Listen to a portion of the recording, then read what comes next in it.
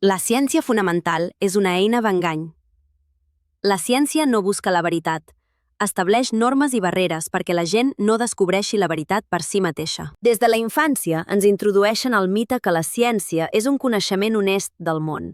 Suposadament, els científics recopilen fets, els analitzen i treuen conclusions. De fet, la teoria va ser inventada prèviament i declarada com a veritat, la qual cosa no es pot dubtar. La ciència moderna es va fer a finals del segle XIX. Des de llavors, res ha canviat.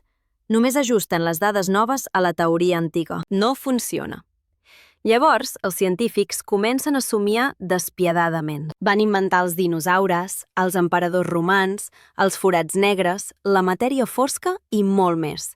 Només per preservar el dogma que no funciona i la teoria falsa. Des de l'eina del coneixement, la ciència s'ha convertit en una eina d'engany.